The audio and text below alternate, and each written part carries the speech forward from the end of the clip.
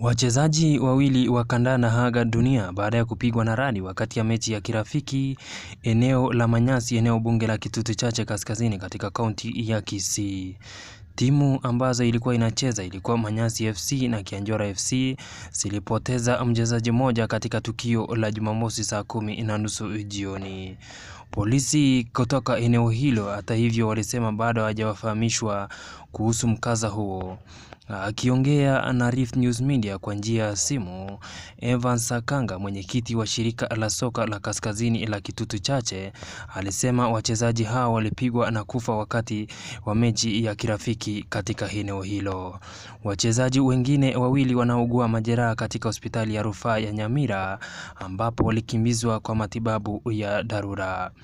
Endelea kusubscribe wa YouTube channel na uklik notification bell ili uweze kuwa wa kwanza